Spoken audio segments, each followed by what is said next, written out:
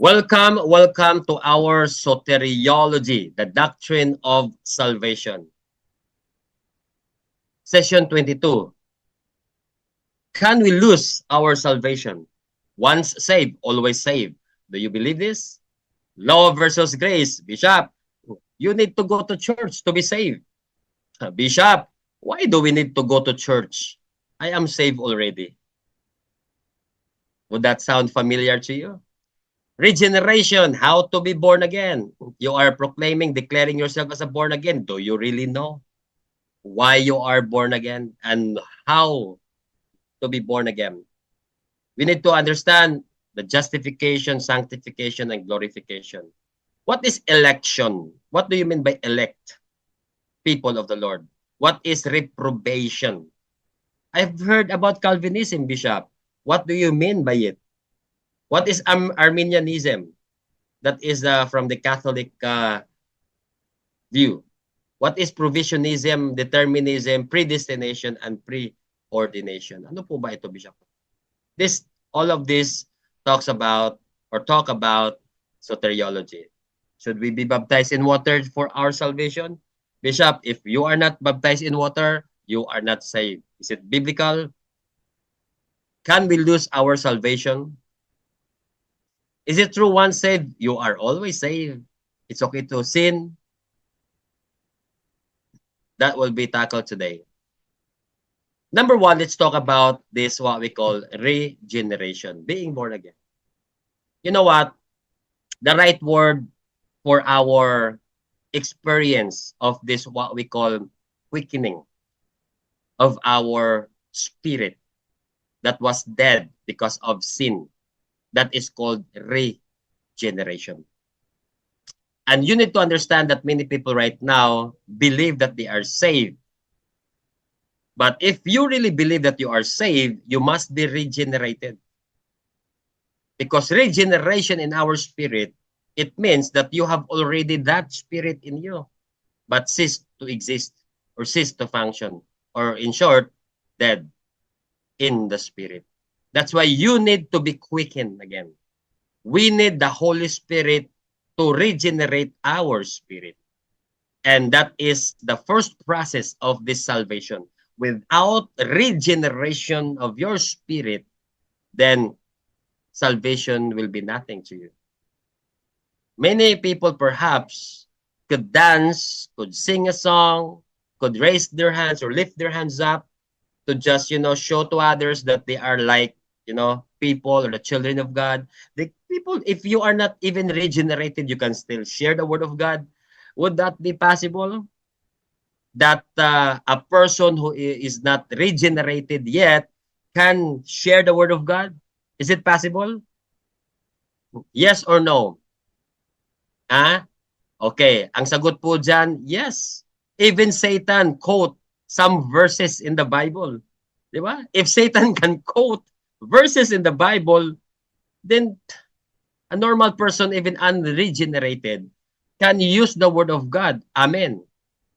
So this is very, very important that we need to not only think, we need to not only understand, but experience the regeneration of the spirit of man. The problem is transformation will not be happening to a certain individual if you are not regenerated. That's why, Bishop, bakit po ba ang tagal-tagal ng taong ito sa ministry hindi pa rin nagbabago? Sinungaling pa rin, still telling lies. Why is it that this person around 5 years, 10 years in the church, even helping the people in the church, cleaning the church, why is it that he is not yet transformed? Why is it that there's no changes in his life? Ito po yung sagot. O tingnan niyo po yung regeneration sa buhay niya. Ask that person, brother, na born again po ba talaga kayo? Then sabi niya, yes, of course, I received Jesus Christ as my Lord and Savior. Ang tanong, the question is, did you surrender everything to the Lord? Because it's easy to receive. Ito nga yun eh. It's easy to receive Jesus Christ as our Savior. Nako, I tell you, if you want a Savior, Jesus Christ would be there for you. Why? Do we need salvation? Because people would not only think about eternal punishment. People are thinking about this present punishment. I need a savior. I need someone to comfort me in times of trouble. Mamaya na may kakatok na itong mga suki. Oh, di ba? Meron pang mga 5-6, 5-6, 7-8, 9-10. Anak ko, ang dami, Bishop Maffei. Di ba? Ang daming pwedeng kumatok sa atin. Knocking on the door until you 5-6, 5-6. Where are you? Huh? So we are going to think that I need a savior for this present punishment of your own or consequence of your own doings. See, that's why it's easy for us to receive Jesus Christ as our savior. But the problem is, did you make Jesus as your Lord? That would be a problem. You want a savior, but you don't want Jesus to be your Lord. Hello? Now we are talking. It's different story to make Jesus as our Lord. Because lordship of Jesus Christ involves master, as a master, making him as a master over our lives. The problem is we want Jesus to save us from eternal punishment, but we don't want him to be our Lord. No. We still the master of our own path.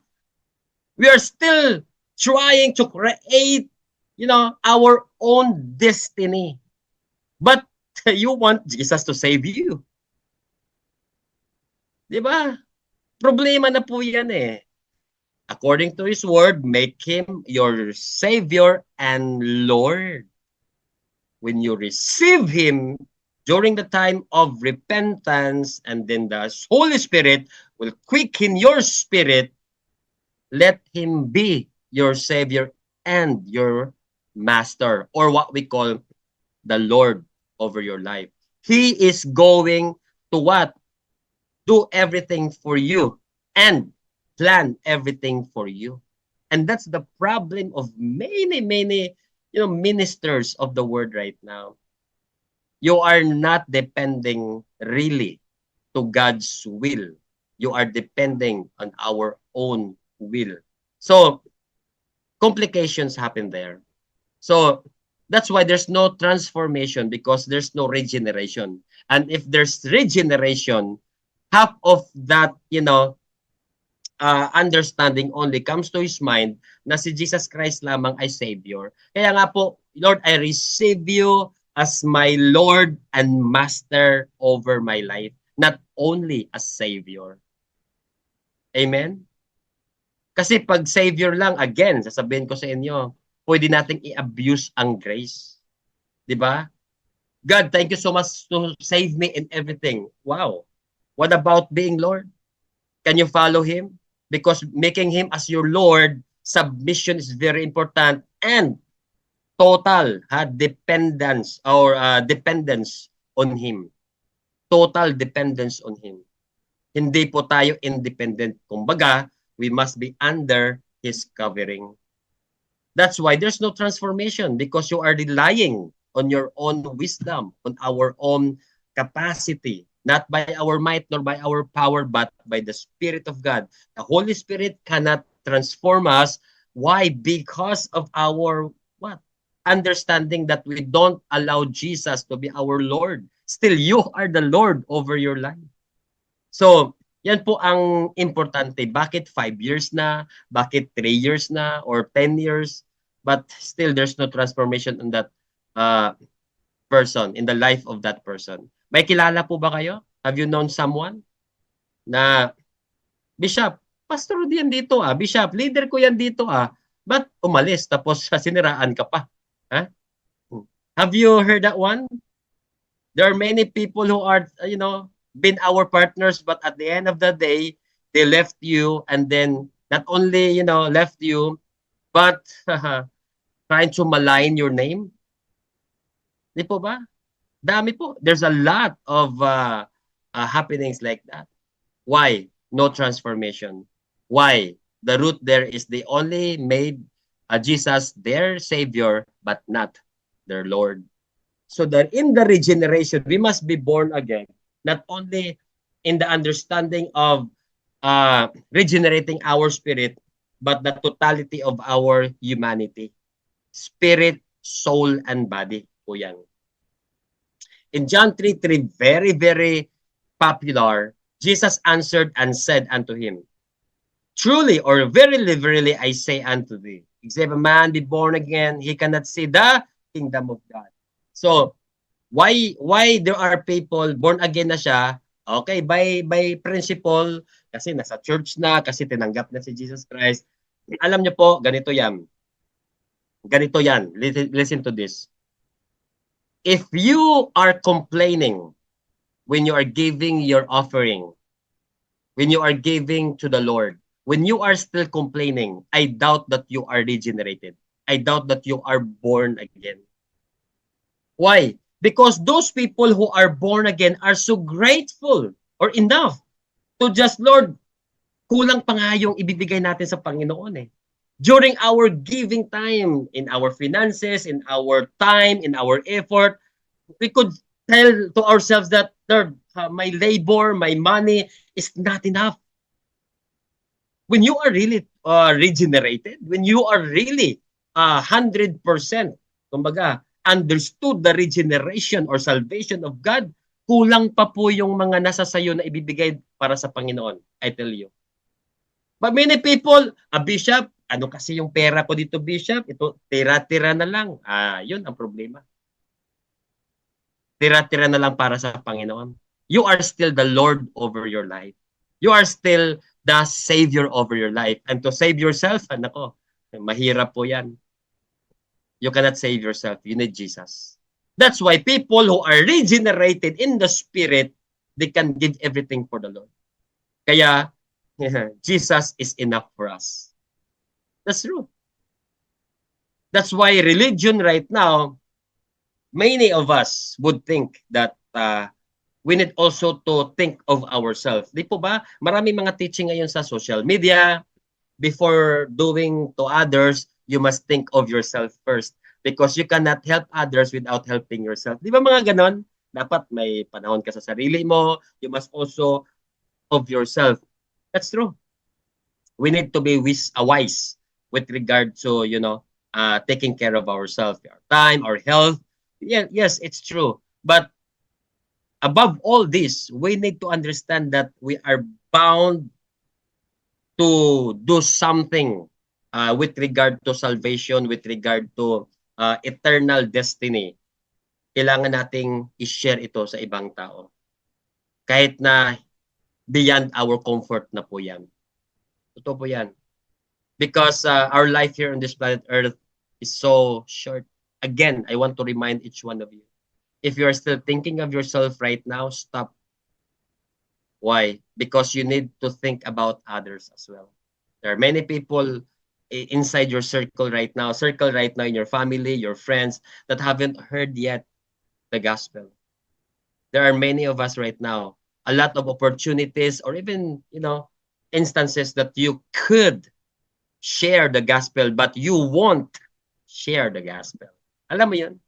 You can. There's a lot of opportunity already that God has given you to share the gospel. But the problem is you won't share the gospel. It's not you couldn't, but you won't. It's a matter of our will. It's a matter of our guts, kumbaga. We need to, stand. We need to not be ashamed of the gospel. That's Romans chapter 1, verse 16.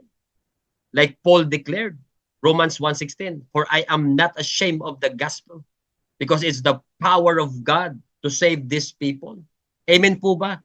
Palakpakan natin si Jesus, mga estudyante ng BAM. Hallelujah. Amen. Amen. God. Lord. Hallelujah. That's why regeneration is very important because they must see the kingdom of God. And many of the people that are still complaining, why are we doing this? Why are we doing this? Because they did not see or don't see the kingdom of God yet because they are not born again.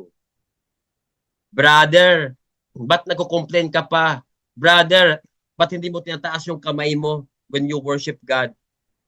Baka may problema ka sa pagka born again mo. Na born again ka ba talaga? Or napilitan ka lang? Diba? You need to understand that one. Because you will see the joy of giving when you are born again. There are many of people I've known that they repented to the Lord and then they told the Lord, Lord, grabe ang buhay ko sa mundong ito. And when I received you, I repented everything, my mistakes, then I see how grateful I am. I see how privileged I am to serve you. Kaya nga, di ba? I'm free. Yes, I'm free. I'm free to be the servant of the Lord. Anong freedom yan? Freedom to sin? Hindi po. It's not the license to sin. It's a freedom from the bondage of sinning. It's the freedom that we can serve the Lord. And why aren't you serving? Hello? Oh, bato-bato sa langit ang matamaan, bukol. Oh. Why aren't you serving? Bishop, natapos ko na yung 4 na taon sa BAM Academy. Anong nangyari? Why aren't you serving? Why aren't you using that one to the local churches? Hello? Mountains in heaven, rocky in heaven, hit upon your head, mountain. Para sa inyo to, yung hindi nagsiserve dyan. Bishop, naghihintay kasi ako ng sign. I'm waiting for the sign of God that I will serve. Really? O sige nga. Sana matamaan ka ng malaking bato sa ulo mo. What are you waiting? Sign from heaven? Bakit ba? Anong sign from heaven? May eroplanong dadagsa sa'yo? Ay, nako. Isipin mo, umayos ka. Sabi nga. There's no more with regards to salvation and serving the Lord. You don't need sign. Hello? What do you need now? Decision. Decision lang po yan. Ano bang sign na maging meron kang 1 million in your bank account? Nako. I don't think so. Sign to what? Magsasabi siya ng oo sa'yo? Anong sign na yung pastor ninyo ay hindi ka na ipupuri ka na at hindi ka na paririringgan? Yung mga pastor po natin, wala namang ginagawa yan eh. Pinapariringgan ka talaga yan. Yung pulpit that is used to share the word of God, anong ibig sabihin nun? Pinariringgan ka. O buti pa nga, hindi ako yung pastor nyo. Kung akong pastor nyo, nako, directly yan. O ikaw ito yung kasalanan, ito yung mali mo. Totoo po yan. You must be grateful that your pastor, nagpaparinig lang yan. Kasi kung doon ka sa mga pastor, if you are in the pastors that directly hitting you, and that's true and that's good because the word of God is really intended for, transforming everyone. Abante para sa yan. Alam niyo po, there are many people right now that cannot see the kingdom of God or things in the kingdom of God. Because in the kingdom of God, there is giving, there is joy, there is celebration. And if you are complaining why this happens in our life, if you are complaining, why are we still giving? Bakit po ba? When you are giving, it means that you are blessed. That's why people cannot see the kingdom of God. But due to John 3:5, Jesus answered, Verily, verily, I say unto thee, except a man be born of water and of the Spirit, he cannot enter into the kingdom. Born again at dito, born of water and of Spirit. Bishop, ano bang tubig na ito? Ito po ba ay tubig ng baptism of water? Because many people in that really use this one as a proof that they need to be baptized in water first and then and of the Spirit. Hindi po yan. Ang born of water here is not in the context of baptism of water. It's not. Please, that's a wrong interpretation. Aral po tayo ng hermeneutics. Mamaya po, itong water na ito, i-explain ko po yan. In 1 Peter chapter 1, verse 23 to 25, being born again, not of corruptible seed, but of incorruptible by the word of God, which liveth and abideth forever. So may word of God tayo ha, may word of God. For all flesh is as grass, and all the glory of man as the flower of the grass. So meron pong word of God here. In this verse, I want you to focus your attention. And then Ephesians 5:26, that he might sanctify and cleanse it with the washing of water. May word of God tayo, meron ding washing of water by the word. So yung word of God pala dito sa 25 na meron being born again, di ba sinabi dito? Kung na-born again ka na, not of corruptible seed, but incorruptible, yung word of God. Na-born again pala tayo by the word of God. At sinabi dito, born of water. Okay, focus muna tayo sa water.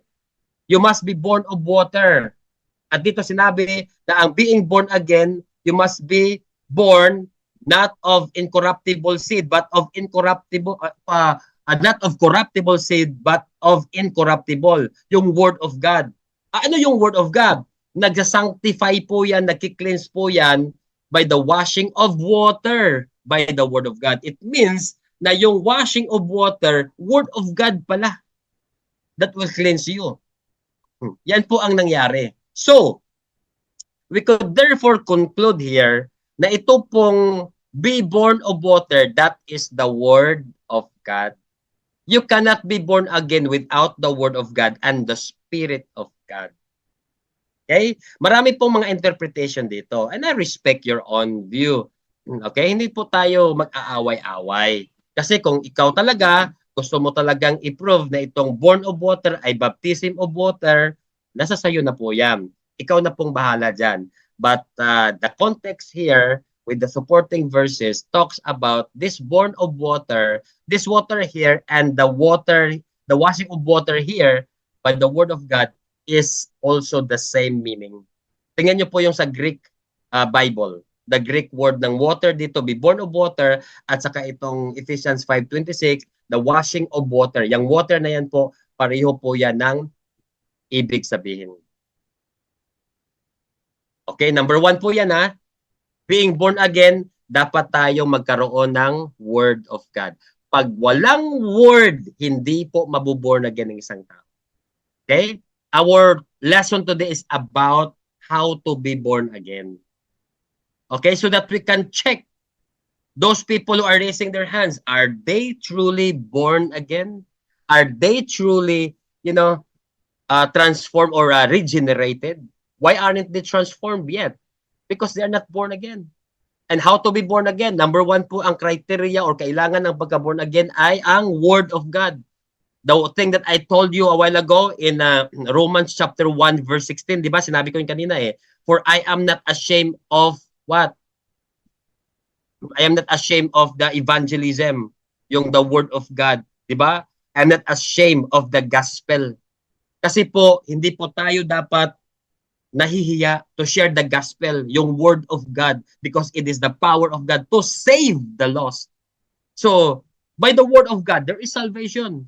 Ngayon, yung gospel of Jesus Christ, what is the gospel by the way? I have taught you this one already. Ano po yung gospel? Number 1, gospel is the life, the death, the burial, and the resurrection of Jesus Christ. 4 po yan.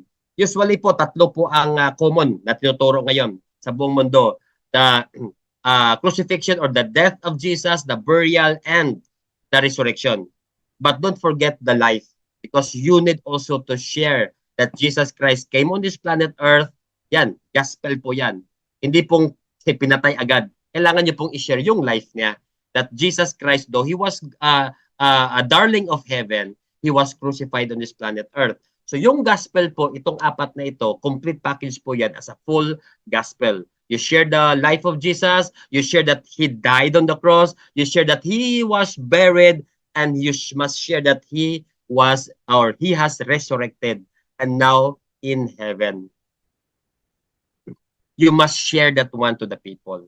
And this gospel, the word of God, this gospel must be shared to the people. And if those people, unbelievers or the lost, heard about this, that there was a savior that died for them, and when they accepted it, they need to repent from their sin. So the word of God will convict a person into repentance. If there's no repentance, there will be no regeneration. Remember that. Because acceptance in John 1:12, it says that for those who believe and receive Jesus Christ shall be given rights, power, authority to become the child of God. Diba?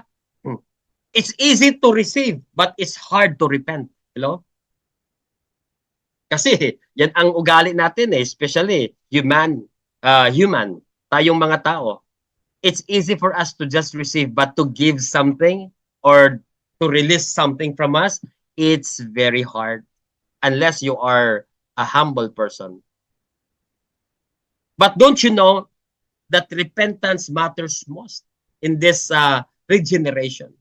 The word of God will convict you and will tell you that you must repent. And when or during the regeneration, i-check niyo po yung mga churchmate natin, yung mga bagong saved dyan, or even you yourself right now, 10 years na kayo sa Panginoon, 5 years na kayo nagsiserve. Check yourself, di ba? Go back. Ako, how many times po akong binabalik-balikan itong regeneration? That Lord, I need to have that security that I really, repented from my sin.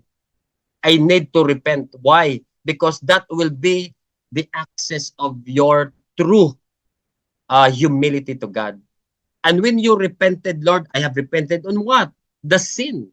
Diba? Kaya nga yung mga dead works natin, you must repent from those things.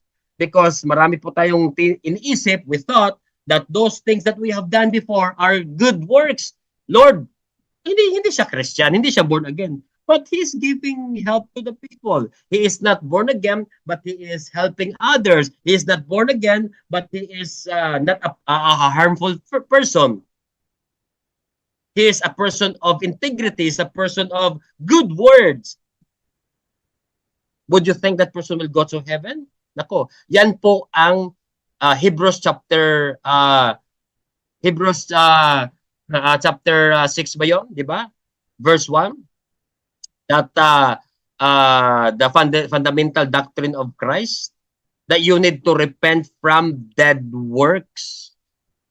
Mga wrongdoings po yan. In the sight of God, those are things that are corruptible. Okay? Masusunog po yan.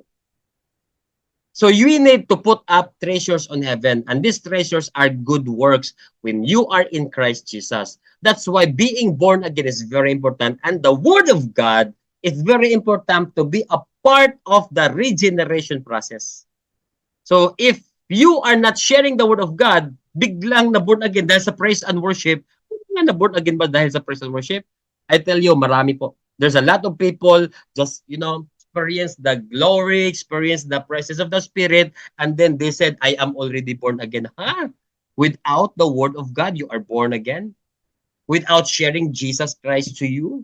Without sharing how He saves you? Or why Jesus Christ, saved you or died on the cross? If nobody, preach you about Him, then I doubt that you are born again. You need the gospel to be born again. You need the gospel so that regeneration will be there. You need the gospel to convict you from sinning. And because of that, when you repented, then you will never go back again from that sin, because whatever you have buried, especially kapag matagal na po yan, mabaho na po yan. Di po ba? That's so smelly. Ano po bang English sa mabahong mabaho? Smelly? Stinky. Stinky. Okay, di ba? O, 5 years ka ng Christian, na bigla kang sinabi nila, backslide daw. Binalikan mo yung kasalanan, you go back from your old ways. Ay, nako. Mabahong-mabaho po kayo sa malansang isda. Jose Rizal yata yan. Okay. Sige po. Balik na po tayo dito. So, born of water, word of God po yan, and of the Spirit. Of course, if there's a gospel that heard by a person, alam niyo po, yung faith natin, in Ephesians chapter 2, verse 8, you are saved by grace through faith in Christ Jesus. Yung faith in Christ Jesus, he will never grow in faith without the word of God. Kaya tama si John, chapter 3, verse 5. Di ba? You must be born of water. Ito po ay must be born of the word of God. Kasi po ang word of God will what? This will be a part of your regeneration again. Why? Because it will make your faith grow. In Hebrews, 'di ba? Yung faith is a substance of things unseen. Hebrews chapter 11 verse 1, 'di ba? Makikita natin that faith is essential for our salvation. And then Romans 10:17, faith cometh by hearing, and hearing by the word of God. Word of God pa rin. So, you are saved by grace through faith in Christ Jesus. How to have got that faith? By hearing the word of God. So, word of God is very essential in our salvation. So, this is how we explain the regeneration, being born again. Tanggap lang ng tanggap, walang repentance, walang understanding. Kaya nagbabackslide, or ang ibig sabihin yan, that's why these people are not really born again. Why do they, get back to their old ways? Dalawa po yan eh. They did not grow, they don't grow in the word of God. Number two, they really are not born again. Ano lang po yun? Iniisip lang nila na born again sila. Words lang po yun nila, but there's no repentance. There's no word of God that we have heard. Okay, tuloy po tayo. Okay. Regeneration, ang baptizer po ay ang Holy Spirit. Remember that. Okay? Ito po yung first baptism. When you are born again, when you were born again, you were baptized by the Holy Spirit. Pangalawa na po yung sa tubig. In the water po, tao po ang baptizer nun.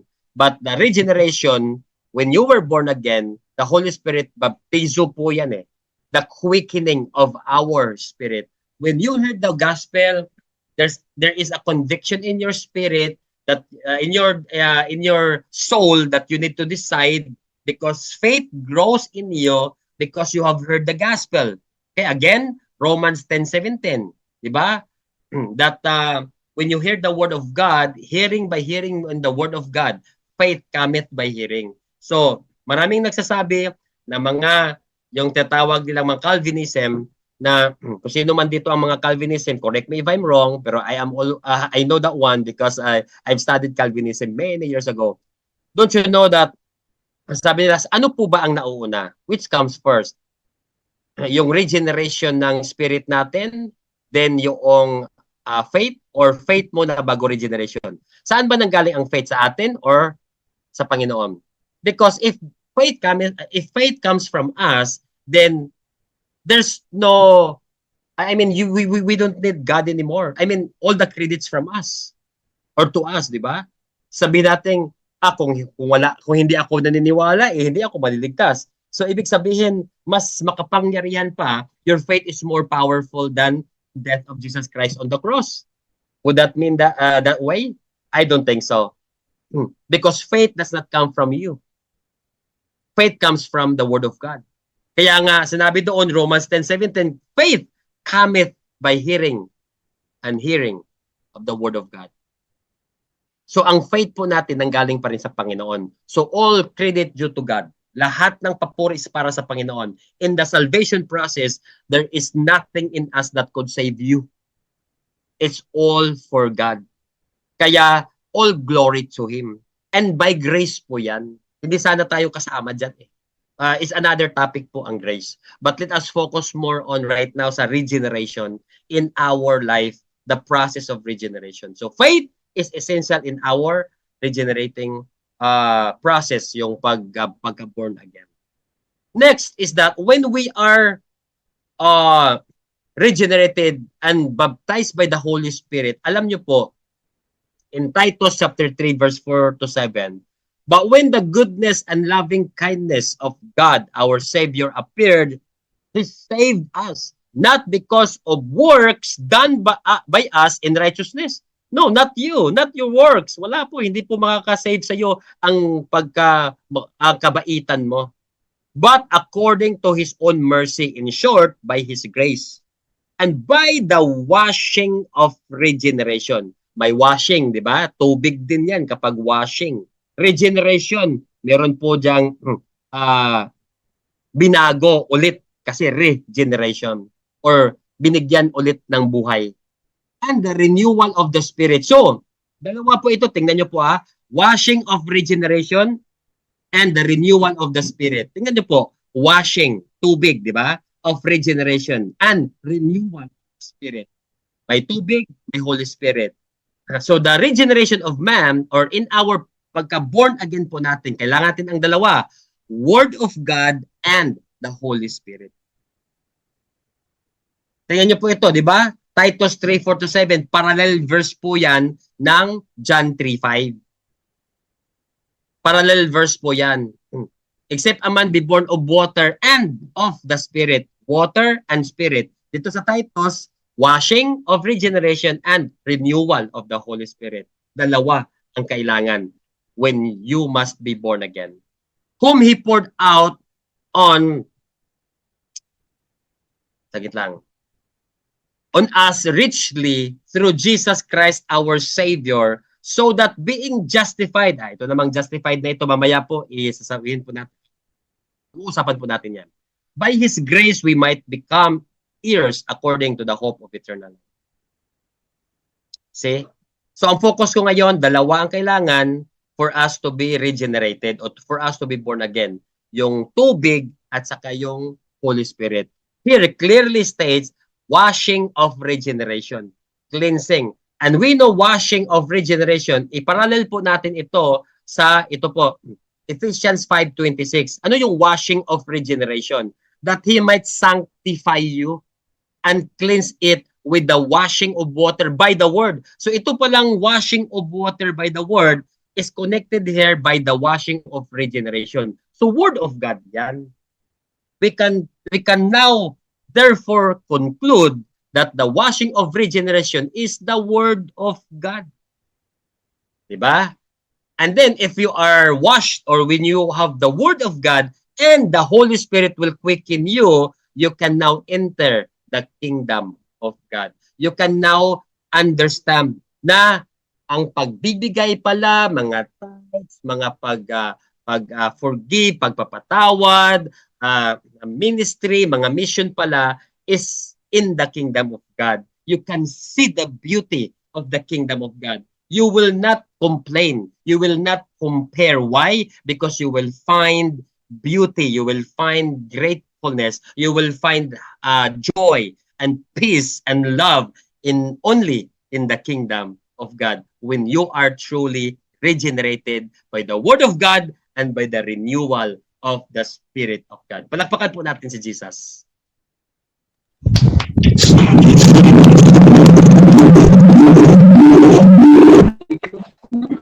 Okay, so understood na po yun ang pagka-born again ha? Kung hindi pa kayo nakaintindi, nako, babalik na naman tayo dito ha? Okay, yan po ay sa Titus 3:4-7. Ngayon punta tayo sa water baptism. Bishop, should a person be baptized by water bago po siya ma-born again? Kaya siguro Bishop, that's why he is not transformed yet because he has not yet baptized in water. Ha? Baka kulang ang salvation, half lang ba? Half. O, may nabaptize in water, Bishop Mapi, pero naiwan yung kamay. Kaya, di ba? Bishop, bakit po chismosa pa rin ito? Pastor Carmen, Pastor Danny, Bishop Joey, Pastor Manolito, why is it that this person is a gossiper? Why is it that this person cannot control his tongue? Kasi Bishop, when he was baptized in water, nakatakip po yung ano niya, yung bibig niya. Ganun. Dapat pala kapag nagbaptize, nakanganga para makasamang baptize yung dila. Ha? Meron kang ganong doktrina, bago yun ah. Lahat ng magbaptize, if you are baptized in water, nga, labas ang dila. O, tingnan natin, hindi ba maborn again yung dila na yan? Ha? O mga pastor, may idea na kayo. Nga. O, baptize, isama yung dila. Include the tongue when you are baptized. Gawin kaya natin yan, Bishop Mapin, no? Sa mga, yung mga, ano ba, alam natin yung mga chismos, mga, hallelujah, Lord. Ipanganga natin, pangalawang baptism, dila baptism, the baptism of tongues. Ha? Kaya ba ito? You, Bishop, totoo ba yan, Bishop? Kayo talaga, maniniwala tuloy kayo. Hindi. Kahit na ito talaga mga BAM Academy, talaga mga technical talaga kayo.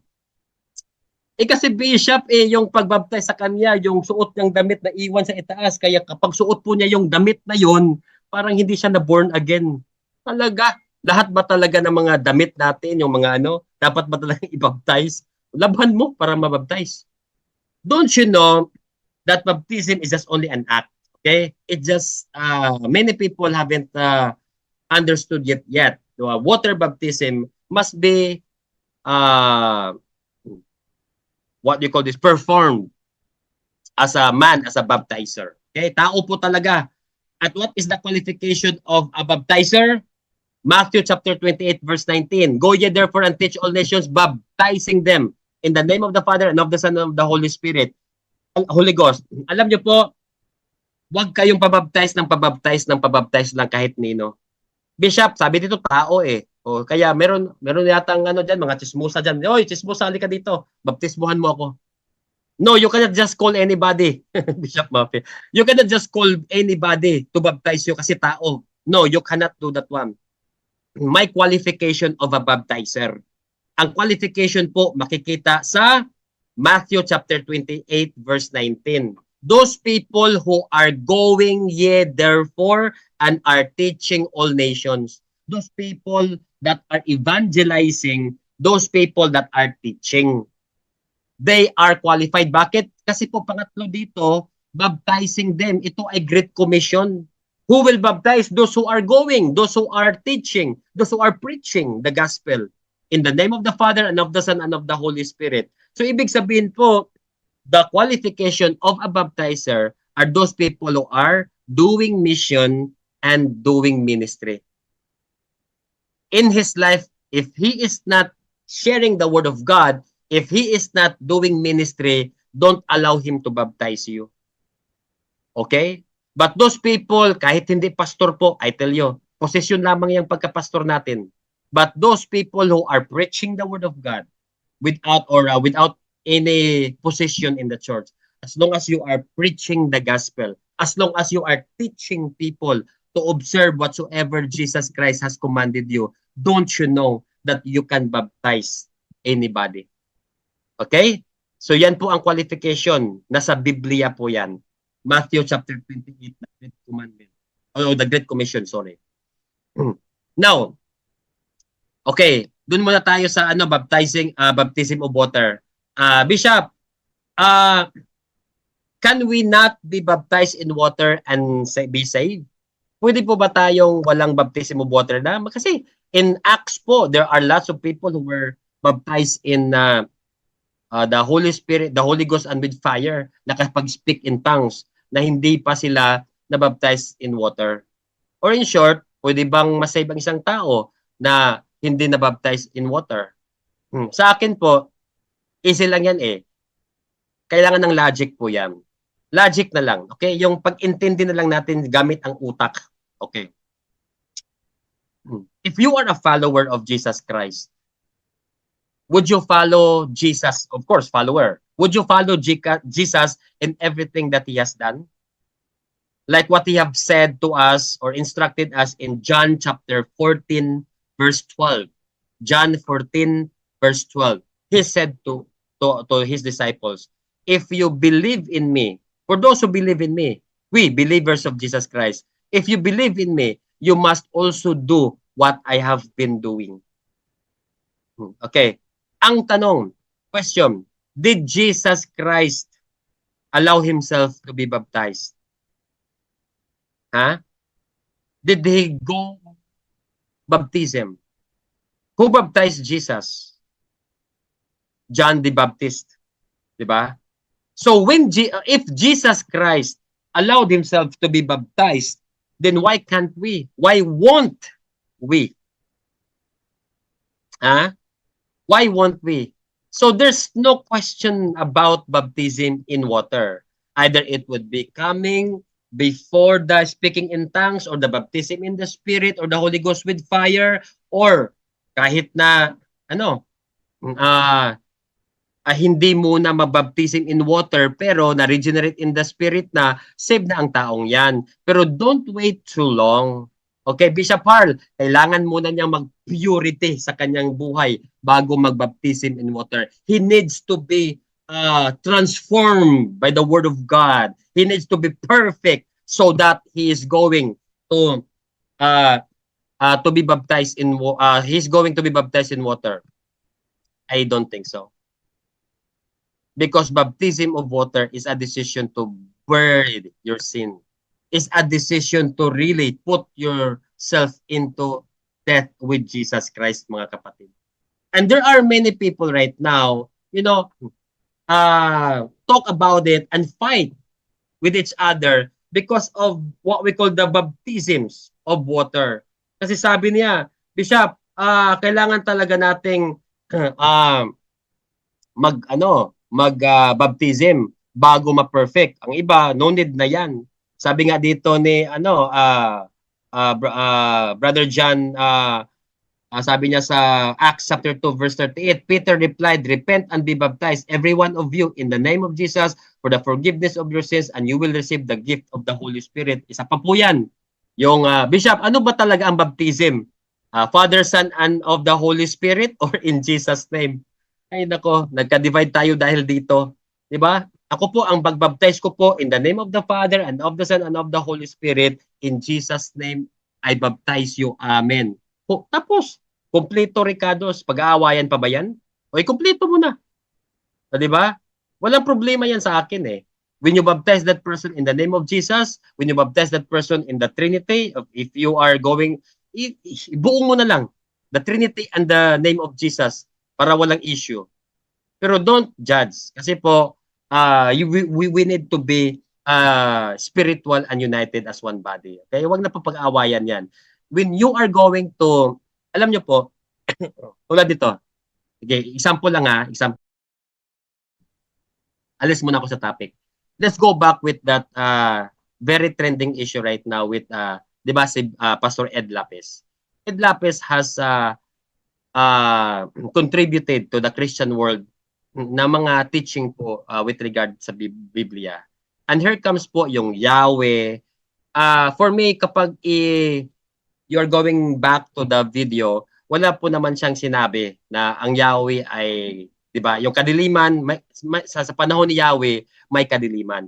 Pero hindi tulad nung isang, Rolando Garcia na talagang striking yung, sinabi niya. Pero ito si Ed Lapez, hindi naman yung talagang na-confirm. Instead, kung meron kayong bagong video ngayon, send it to me. Na sinabi talaga niya na si Yahweh ay hindi si El Elyon, ay hindi Diyos. Diba? Hindi naman niya sinabing ang Yahweh ay hindi Diyos. Pero kung meron po kayong video diyan, send it to me. Ngayon lang, ito lang yun. Maraming mga ministerial body ngayon. There are many ministerial bodies, mga groups, big groups in the Philippines and outside the Philippines that are telling something, against him or with him or for him, na-divide po ang body of Christ as you know right now. And Satan used this one na even those people who even don't know what happened, they just heard from others, parang nakichismis na lang, 'di ba? Third person mo na lang narinig, ang hindi mo talaga nakita yung video, and then you judge a person, 'di ba? So ang tanong ko diyan ay not for you, okay? I mean not from this topic of Ed Lapez, But yung Yahweh, yung El Elyon na yan, sabi niya, the Most High God. Kung may Most High, merong hindi masyadong Most High, may better God, may a good God. Ano yan, multi-God? Di ba? Hindi po yan. Now, I will go back, I will talk to you. Tayo po ba, ano po bang response natin dito? How do you receive that? Di ba? Ang tanong ko sa inyo po, my question is, do you have a stand? Sige nga, ako nga magtatanong sa inyo. Ano po ba ang Yahweh sa inyo? Even Yahweh does not come from Hebrew word.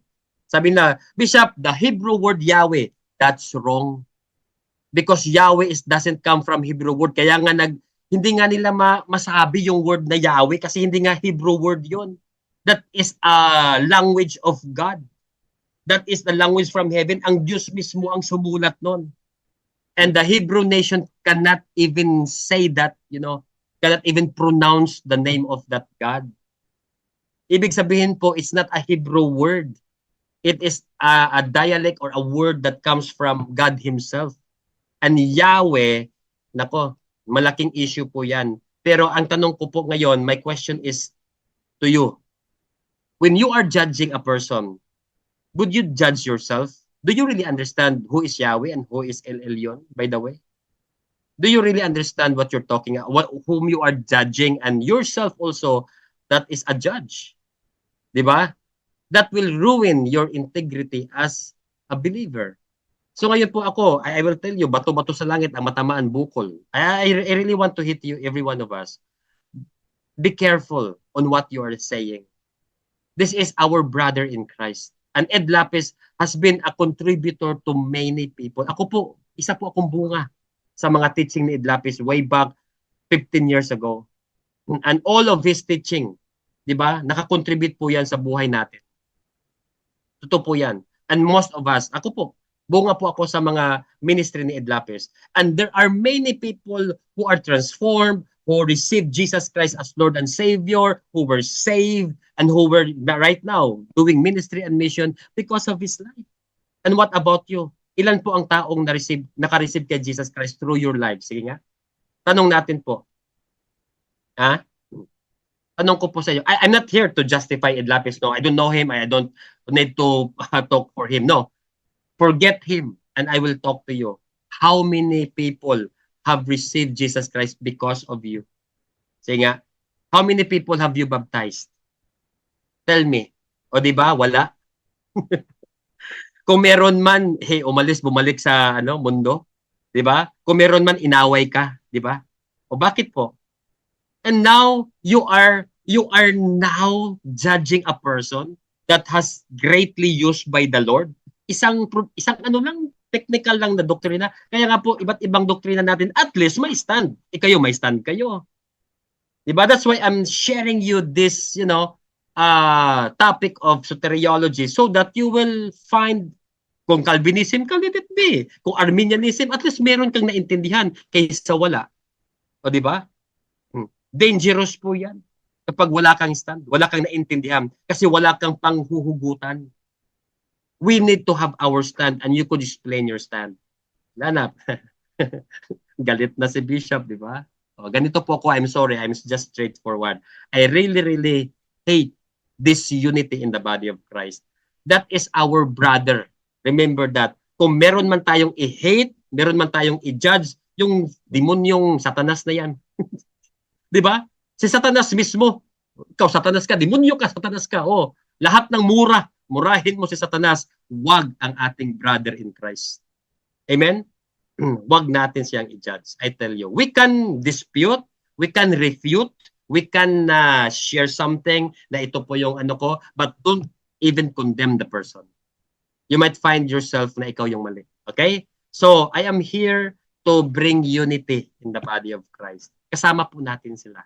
Even in the soteriology teaching right now, iba-iba po, different of our understanding. Kahit ngayon po, we can talk and we can discuss each other. I will ask you one by one. You will have different stand with regard to soteriology. And many of you, correct me if I'm wrong, perhaps half of you cannot even explain the process of salvation or regeneration. Di ba? unawain natin yun. Kayo, pa-judge pa kayo. Maiingay nga yung, yung isang sapa, di ba? Isang ilog, ang tawag ng river. Kapag ano po yan, narrow at saka hindi po malalim yan, maiingay po yan. Pero pag malalim na tubig yan, di ba? Sa river, hindi po yan Nag-i-smile na lang yan. Why? Maturity comes when there's a great conflict. Di ba? Mature. Makikita mo na mature ang tao pag may conflict. Kaya thank God if there's conflict, if there's problem, because your maturity will be shown to others. Amen? Medyo malalim yung bishop pa. Sige, kayo na lang po ang mag-intindi na. So, tapos ko na po yung pinapangaralan tayo because BAM Academy, we are here not to judge but to bring unity in the body of Christ. So baptism, huwag tayo mag-away-away. Kung gusto mong i-baptize na with Jesus Christ, sige, mag-Jesus Christ ka kasi lahat naman, pwede namang mag-baptize kay Jesus Christ. Basta nabaptisin ka. Ang tanong, nakabaptize ka ba ngayong buwan na ito? Have you baptized someone this month? Have you baptized someone last month? Kung wala, okay. Sabi nga dito sa comment, nga. O, di ba? Babalik din sa atin po yan. So, being a mature person, focus on our mission, not focusing on others' problem or others' defect. Kasi you will see your defect as well. Holy Ghost and with fire. Malaki po itong topic na ito sa pneumatology subject po natin pag-usapan. Matthew chapter 3 verse 11, I indeed baptize you with water unto repentance, but he that cometh after me is the mightier than I, whose shoes I am not worthy to bear. He shall baptize you with the Holy Ghost and with fire. Diba? Sino mga baptized with the Holy Ghost na dito? Naka-speak in tongues. Yung speak in tongues, the gifts of tongues po, meron po tayong teaching dyan sa pneumatology. The gifts and the fruit of the Spirit are two different topic po and field of understanding. Na ang fruit and the gifts, meron pong mga specific application po ang bawat isa diyan. So, wag po nating sabihin na yung speak in tongues ay isa lang po yun. Meron pong speaking in tongues that are uttered by our tongues kasi narinig natin sa Holy Spirit. The Holy Spirit wants to talk to the church. That's why someone must have, the gift of tongues. Pero iba yung tongues na building up yourself. Yun ay from our spirit. So, meron po tayong teaching po dyan. But now, let's focus our attention with the salvation. So, teriology, the doctrine of salvation. Ngayon po, let's run through this one very quick lang. Calvinism versus Arminianism. Ang Calvinism po, ito yung mga pinanghahawakan ng mga sinasabi nilang hyper grace, those people who are in this what we call grace abounds. Yung Arminianism is generally taught sa mga Catholics, Arminianism. By works po yan, itong Calvinism by grace. So Calvin or John Calvin, a French theologian, 1509 to 1564, tulip po ang kanyang inintroduce. Yung tulip, yan po. Abbreviation po yan ng mamaya is, I will share that one to you. Si Jacobus Arminius, isa po itong disciple ni John Calvin. Di ba? Nag-aral po din siya ng Calvinism. Pero isa po siyang nag-protest na mali po, John Calvin, yung tinuro po ninyo. Dutch theologian po yan siya. 1560 to 1609. Una po si John Calvin. Tingnan po yung taon, di ba? At saka pangalawa po, nag-protest po si Jacobus Arminius, Arminianism. So point one, yung mga away po nila, they are arguing until this point of time. Alam niyo po, yung away ng dalawang taong ito, hanggang ngayon po pinag-aawayan ng buong mundo. It just started by these two person. Nakasama pa tayo. Ano bang kailalaman natin doon? Okay, let's talk about this. Okay, ano po yung mga, at least you will find your stand. Calvinism believe that there's a total depravity. Arminianism, partial lamang. Total depravity, ibig sabihin, every aspect of human is corrupted by sin, therefore human beings are unable to come to God on their own accord. Yung decision po ng isang tao, yung free will, yung mag-decide tayo ng Lord, I receive you, hindi po nanggaling sa atin yan. So that there will be no merit in the salvation that we have got coming from us. Yun ang sa John Calvin. Everything that happens in with regard to salvation comes from the Lord, not from the human, not from us. Yun ang ibig sabihin na. Si Jacobus Arminius said, hindi hindi mali ka John Calvin. Sabi dito, every aspect of humanity is only tainted by sin, not corrupted, but tainted lang, medyo na-distort lang ng konti, but not to the extent that human beings are unable to place their faith in God. Mali ka, Calvin, sabi niya. Hindi lahat ng nasa sa atin ay na-corrupt. Kukunti lang, sabi niya. That is their understanding. Kaya nga po, merong tatawag na prevenient grace. Sabi dito, sa total depravity, God-given ability to choose salvation. So, ang ibig pong sabihin, sabi ni Jacobus Arminius, that God has given us something in us, hindi talaga total deprived tayo, kundi may something in us that needs to be activated for the salvation. Kaya nga may prevenient grace. We believe that the human race creation in God-likeness included ability to choose between right and wrong, and that thus human beings were made morally responsible. There's something in us that is activated so that we could decide.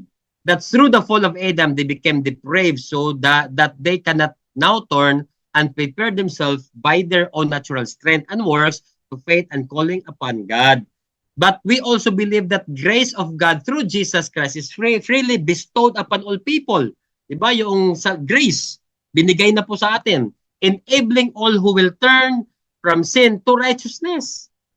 Pwede tayong baguhin, pwede tayong mapatawad ng Panginoon at maliligtas because when we believe on Jesus Christ for pardon and cleansing from sin and follow good works, pleasing and acceptable in His sight. In the Article 7, prevenient grace means we believe that all persons through in the position of the experience of regeneration and entire sanctification may fall from grace and apostatize, and unless they repent of their sins, be hopefully eternally lost. Okay. So, ito po ay kay Arminianism na pwede tayong ma-save not because wala tayong magawa sa sarili natin, but there's something in us that when a grace is there, there's something in us that we need to decide, yung free will of man, that we are going to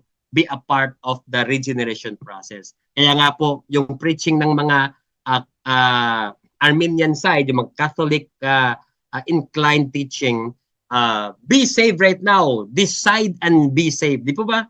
Sino sa atin dito? I think mga 90% of us here believe in the Arminian side, okay? Yung mga Catholic side na doctrine that when we are preaching the gospel, they need to decide, di ba?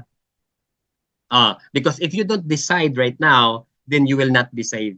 Yun ang tatawag nating Arminianism. Pero sa Calvinism, iba sa kanila eh. 'Di ba? I also believe in this sa mga elite. Meron talaga mga elect people of God, yung mga chosen ones. Kasi kapag mag-evangelize, I talk one of my friend, the Calvinist friend, and he's a good pastor, and I'm so proud of him. He explained to me, yung Calvinism po, when they are preaching the gospel, example sa street preaching, crusades, they are not there for all people because not all are called and are chosen. So they are there only for the elect people of God. They are preaching that God or Christ, loves you. And whoever stop and are being convicted by the Holy Spirit, those are the elect. Ako naman, medyo magpo-question ako sa doktrinang ito. But mahirap kasi. Andun ka sa isang lugar and then you are not be sure. Naghahanap ka ng sinong elect dyan, sinong chosen dyan.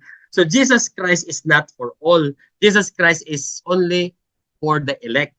Then I also respect them kasi meron nga silang pinag-aralan, meron din silang proof in the Bible. Then in a way, that's ang importante lamang ay si Jesus Christ, buhay sa buhay po ninyo. I will not judge you. Because salvation comes when you receive and believe Jesus Christ as your Lord and Savior. Different doctrines po tayo. Wala namang sinabi na kapag naintindihan mo na ang doktrina, if you really believe the doctrine, fully completed doctrine of Christ, then you will be saved. Wala namang ganun eh. Di ba? By grace nga lang tayo because God knows that we are not perfect. Now anyway, ito pong prevenient grace, isa po itong grace that will empower human being to receive the free gift of salvation. Anyway, malaking topic po ito. In short lang po, ang first point ay ang Calvinism, total depraved tayo, wala tayong kakayanan to save ourselves, wala tayong will, wala tayong decision making part. Hindi po tayo nag-decide for our salvation. It is God's own sovereignty to decide whom He wants to save. Ang tanong dyan, paano natin malaman na save tayo? Delikado po yun. Because if we are not elected by God, then kahit na ano pang papugi points natin sa Panginoon, He will never, we will never be saved. So, yun po ang pinaka-question ko sa mga Calvinist brothers natin. Still, we are your brother. Andito po tayo to help each other. Okay? So, mahirap po yan. Ang Arminianism, delikado po ang teaching din na ito because Arminianism talks about works, salvation by works. You must go to church para magiging you will go to heaven. Di ba yung pangtakot natin sa mga bata? When we are threatening our children, go to church right now. Yeah, so that you will be saved. If you don't go to church, lumalangoy ka sa impyerno. Lalangoy ka sa impyerno.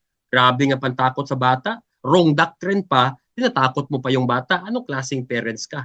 Ha? Bato-bato sa langit na naman. Bukol. Do not teach your parent teach our children with the wrong doctrine. Tell your children, go to church because you are already saved. We are going to church as a part of a result of the salvation of God. It is our joy, not to threat people. Point number 2, Calvinism, yung tulip, T, U, unconditional election. Itong Arminianism, conditional election. God elect already before the foundation of the world. Arminianism is conditional election po yan. Depende kung sinong mag-decide, sila lang ang magiging tatawag na elect. Unconditional election, God elects individual to salvation based on entirely on His will. Wala tayong part of the salvation. Yung pag-decide natin, Lord, I receive you, hindi po sa atin nanggaling yon. Ang Diyos ang nagpili. Yun ang sabi ni John Calvin. Election in Ephesians chapter 1 verse 4, even as He chose us in Him before the foundation of the world. Ito po yung sinabi nila that we should be holy and blameless before Him. Di ba ang Diyos talaga naman ang nagpili, hindi po ikaw. Sabi naman ni Jacobus Arminius, conditional po ang election God elects individuals to salvation based on His foreknowledge of who will believe. Sabi ni Jacobus Arminius, alam na ng Diyos na ikaw ay pipili sa Kanya. Foreknowledge po yan ang tawag. God knows that you will choose Him. That's why God elects you. Iba naman din yon. Sa akin, hindi po yon. Okay? Meron talaga tayong will. For me, meron talaga tayong given will of God to choose. Mamaya po, I will share with you. Number 3 po, points, yung limited atonement. Sa tulip, in the Calvinism po na teaching, ito po yung pinaka hindi ako agreeable Kasi limited atonement. Atonement yung namatay po si Jesus Christ on the cross. Yung tawag na inalay po niya yung buhay niya. Unlimited atonement naman sa Arminianism na Jesus Christ died for all. Dito sa Calvinism, Jesus Christ did not die for all but only for the elect. Saan po ang sa inyo? Do you believe that Jesus Christ died for all or do you believe that Jesus Christ died only for the elect? Ang tanong po dyan, ito po, sa mga limited atonement is that belief that Jesus only died for the elect. An unlimited atonement po, Jesus died for all but that His death is not effectual until a person receives Him by grace, by faith. Yung kamatayan ni Jesus Christ will not be effectual until you receive Him. So the death of Jesus Christ will, according sa Arminianism will be only powerful when you have got that faith in you. May tanong po din ako dyan sa Arminianism eh. Even now po, kahit na yung mga unbeliever, the death of Jesus Christ is so powerful to them. Alam niyo po yon? Not only effectual doon po sa mga believers only, no. Even to those who don't believe. Ganyan po kamahal ng Diyos ang bawat isa. His grace has given not only to the limited people, but to unlimited po yan. Kaya yung mga kamag-anak natin, we need to pray for them because God loves them. Kaya nga po, when we are sharing the Word of God, God loves you, di ba? Kung Calvinism po, iba po, I'm sorry God loves you, but for you, I don't think so. Parang ganon, di ba? Mamamatay tao ka, hindi ka pupunta ng church, I don't think God loves you. Ganun ba? Kasi God only choose, those who are, elect. So, God loves you, but somebody, I don't know, or I'm not sure if, the death of Jesus Christ on the cross po, yan po ang yan po ay effectual po yan kahit na po hindi po tayo tumanggap muna. Kahit na sa mga unbeliever po, Christ's death is so powerful na may conviction po yan eh. May conviction po yan ngayon. The whole earth, the whole humanity right now is a part of God's, death, God's plan. Pero, ang mga Calvinism po, they believe in John 1:11. Tingnan niyo po yung John 1:11. Sabi po John doon that Jesus came for His own, but His own rejected Him. Di po ba? He rejected yung Israel po yun eh. The Israelites rejected Him. That's why in John 1:12, magkasing tabi po yung verse na yan, John 1:11 and John 1:12, but for those who believe and receive, they have given rights to become or powers to become the children of God.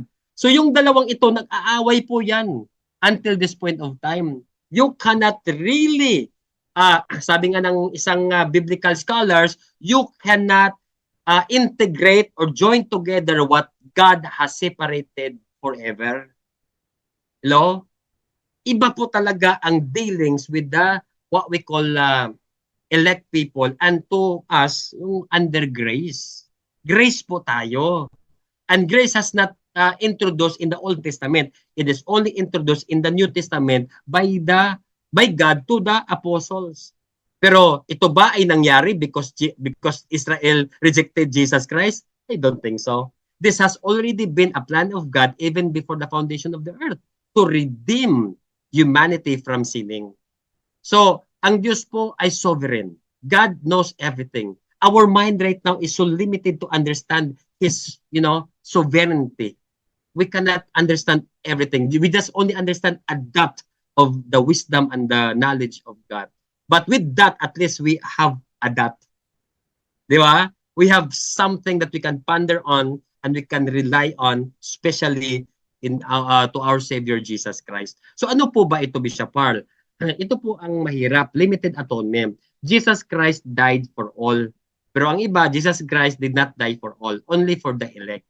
Ngayon po, ang tanong ko, kasi sa Bangkok, Thailand, meron po akong kaibigan ko naman yon, kasamang leader ko sa dati, Pilipino. Sabi niya, Bishop, I believe in Calvinism. Sabi ko, okay, it's okay. Tapos ang pangalan po ng church natin sa Bangkok ay Jesus for All Church. Okay. So Jesus is for all. Hello po, Bishop Joey. Yan. Jesus is for all.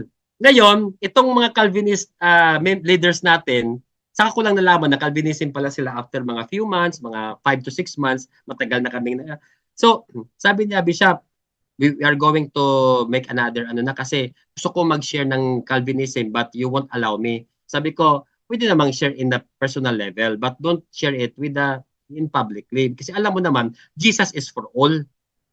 Sabi ko sa kanya, sabi naman, nagpa-advise ako sa aking bishop. Sabi ko, Bishop Bing, gadyan. Ano po ba yung stand natin sa aalis sila? Kasi ayaw nilang Jesus for all. Sabi sila, GFA pa rin yan, Jesus for all. Pero lagyan natin ng E, GFAE. Ano yung E? Jesus for all elect. Sabi ko nga, GFA pa rin, Jesus for all elect. O, di ba kasama kayo? GFA pa rin, sa kanya with E. Elect. O, di ba? Bago yun. Sama pa rin kaya tayo sa GFA. Bakit tayo mag-away-away dyan? Everything can be talked, can be discussed. O, tayo lamang ang close ng isipan natin. Narrow-minded people. Bato-bato sa langit, bukol na naman. Di ba? So, whatever your stand with this, limited atonement ka man or unlimited atonement ka man, it's up to you as long as you have got your understanding. Number 4, ism. Irresistible grace. Arminianism, you can resist grace. Ayan. Ang sa Calvinism, sabi niya, you cannot resist salvation. If you are saved, you will always be saved. Kasi nga, God choose you, not you choose God. Diba? Kung God choose you, you cannot resist grace. Kaya nga po, marami pong na-amnesia, ba't ako andito sa church? Ba't andito sa, diba? Ba't ako na-invite mo? Diba? O ba't irresistible grace yan? Kasi God will always follow you, di ba? God will always be with you. The Holy Spirit will always be with you. Kahit nagkasala ka intentionally or unintentionally, God will always be there for you because He chose you. Ganyan naman, delikado din po yan, di ba? Delikado po yan. Kasi kapag save ka na, okay pala, always save pala ako. Sige nga, try natin, magkasala na nga. Di ba? You cannot tell that one. Grace will abound, but remember, do not abuse grace. So ngayon, ang tanong, dito po sa Arminianism, sabi niya, hindi, John Calvin, mentor kita pero I am against you. Makaresist po tayo ng salvation. Pwede po nating i-decide na, I don't receive salvation. Kasi nga, ang tao, meron silang tinatawag na self-will. Kasi ang sa Calvinism, they don't have self-will. Okay? You are deprived for that decision. So, yan po ang sa Calvinism. Sa Arminianism, meron tayong self-will. Tayo pong mga Protestants, tayong mga evangelicals, medyo inclined tayo sa Catholicism na principle itong kay Arminian. Point number 5, last point, ang Calvinism po ay perseverance of the saints. Ang mga saints talaga ay they are going to persevere the trials. Ang Arminianism, conditional salvation po yan. Ibig sabihin, ganito yan Sabi ni John Calvin, the believer will not permanently deny Christ. They will be sometime in their life deny Jesus Christ, but they will, in the future, will persevere and will receive Jesus as their Lord and Savior. But for the Arminian, hindi. John Calvin, conditional ang salvation. The believer can turn away from Christ. Pwede ngayon, nasa church, happy-happy na sa church, biglang na backslide, di ba? Biglang naman bumalik sa church, backslide na naman. Ganun ang mga Arminianism. Sa Calvinism, kahit nagkasala ka, you will always be saved. So delikado 'yon, di ba? Parang pwedeng ma-abuse yung salvation natin. By the way, kumusta na po yung mga isipan natin diyan? How's your mind right now, mga estudyante? Magulo na po ba? Inom muna tayo ng kape. Cheers for Jesus. Kayo pala.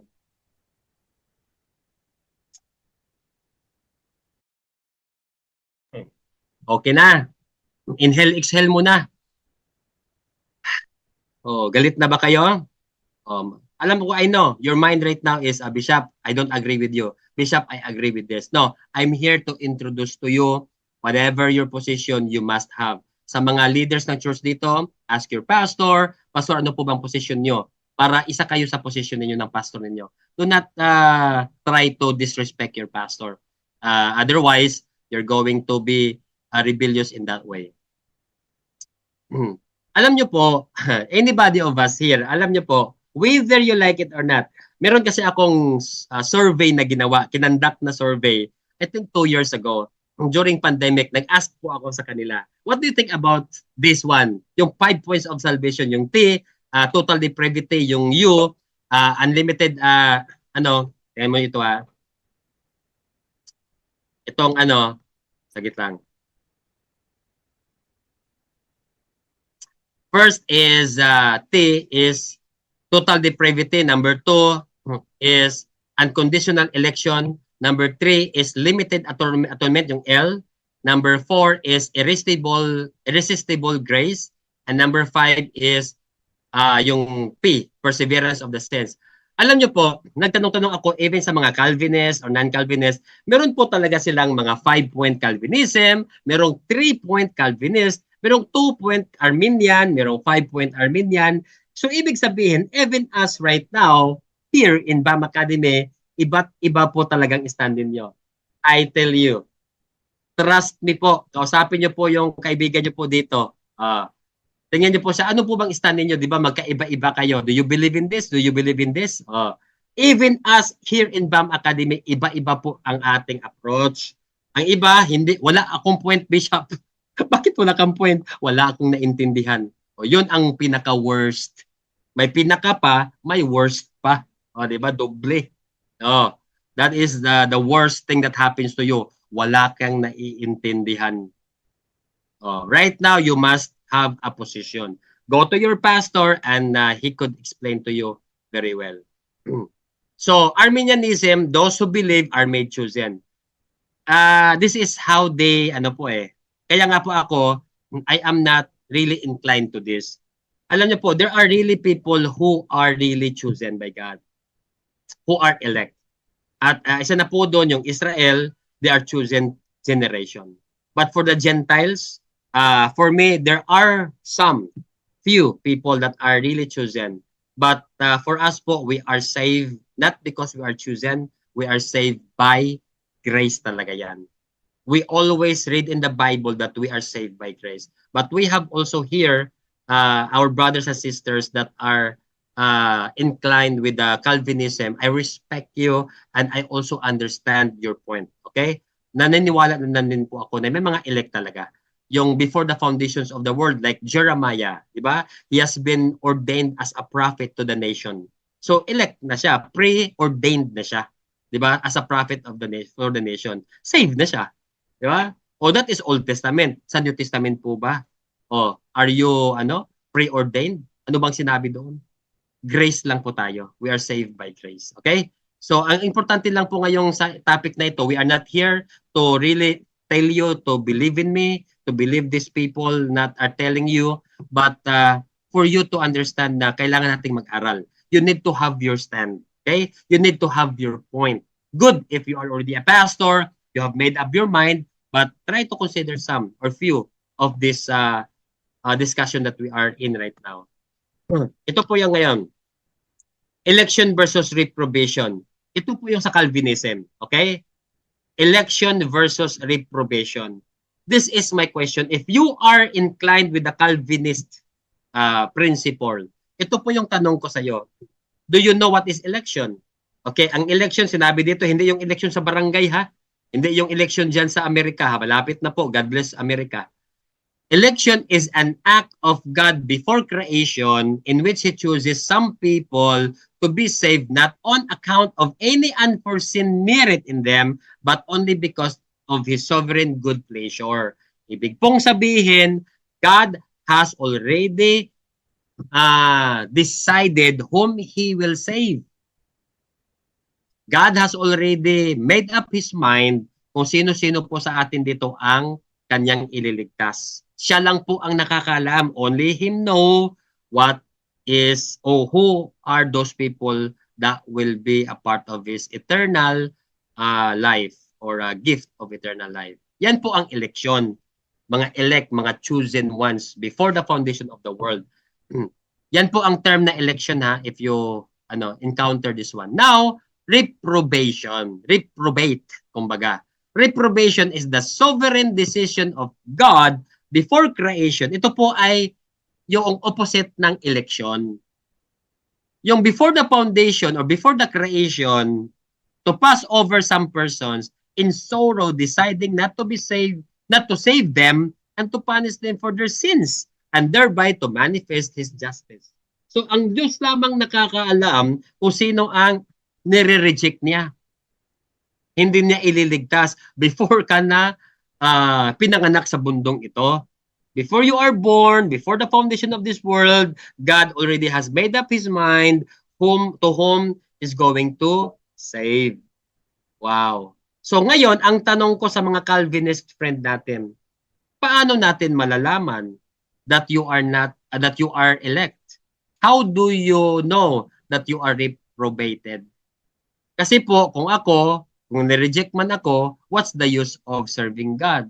What's the use of sharing the word of God? What's the use of this salvation? So the big question for the Calvinist friend of ours, how do you know that you are an elect? Yan lang po. Until this point of time, I know Calvinism. I talk many professors of Calvinism, but they cannot answer my question. How do you know, or how do we know that we are an elected people of the Lord? Pangalawa, how do we know that we are reprobated or rejected? Ang iba sabi, if you are not going to church, reprobated ka. Grabe naman yan. Ang iba, yung mga sinungaling, bishop, hindi yun reprobated, galit ka lang sa kanya, kaya gino-curse mo siya. Ito talaga. Ha? No. Yan po ang big question that even Calvinist friend, they may have an answer but not relevant to this. God's rejection and reprobation. Ito kasi yung yung tatawag nilang verse sa Romans 1:28-30. Yung tatawag nito dito, sorry. In verse 28 of Romans chapter 1, and even as they did not like to retain God in their knowledge, God gave them over to a reprobate mind to do those things which are not convenient. Ang Diyos daw ang nag-reject sa kanila, nagbigay sa kanila ng mga mind. Iba naman ito eh. It is during the time of yung pinatigas ang puso, pinatigas yung isipan like Pharaoh, 'di ba? During the time of Moses, 'di ba? Pinatigas ang puso ni Paraon. Ang Diyos po ang nagpatigas noon ng puso ni Paraon. So that God's will. Hindi po ito ang ibang konteksto ito eh. It's not about salvation. 'Di ba? Ito yung ginamit nila. Is it true once saved you are always saved? Well, for the Calvinists, it is true for those who are elect. But for us, saved by grace, it is not true for us. Diba? Once saved, always saved. So, it is very, danger to share this once saved, always saved topic or principle because people are going to, abuse grace. But truly, when we commit sin, grace abounds. God will always be there for you. But those sins, yung hindi nakayanan mo, mga weaknesses po natin, na na-tempt ka talaga, ang weaknesses natin that you already did something wrong to God, consider it, reconcile yourself to God. God knows that we are weak in that point. And go back to the grace. His grace abounds. And by His love and mercy and blood, He is going to sanctify you every day. He is going to cleanse you from these sins that you have done in the past or even recently, mga kapatid. Grace abounds. Kaya nga po sabi ni Paul in Romans chapter 7 and 8, grabe po dyan sa book of Romans na yan. Powerful po yan. We can really be spiritual. And the power of sin in our lives will no longer be activated if we have the power of the Spirit of God. The power of the love and Spirit in us. Kaya nga po, sa mga taong hindi nag-spend time with the Holy Spirit are those people who will be engaging, going back into sin. But if you are sinning, go back to the Holy Spirit. Spend time with the Holy Spirit and allow the Holy Spirit to clean you once again. Amen po ba? Palakpakan natin po si Jesus Christ and the Holy Spirit. Let's give Him honor and thanksgiving sa grace na binigay po niya.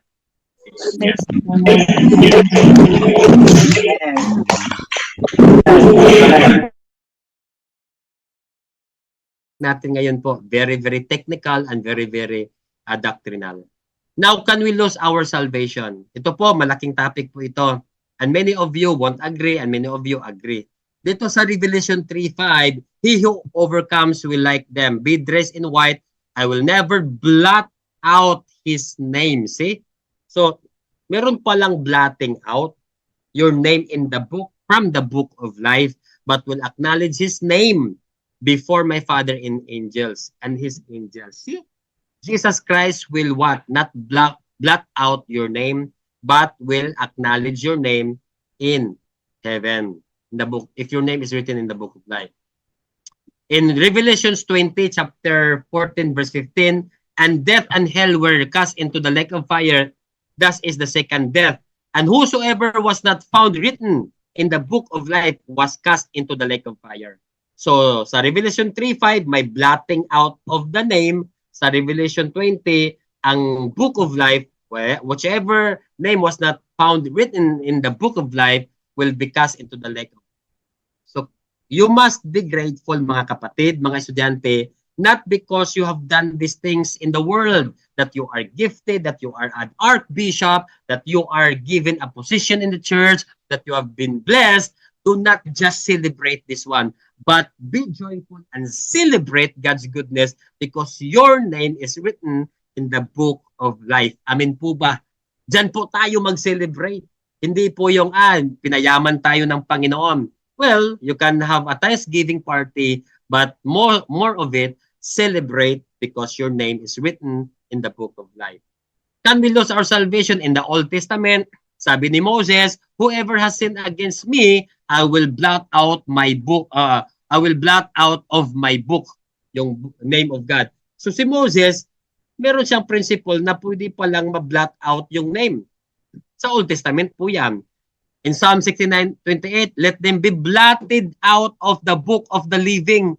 Let them not be enrolled among the righteous.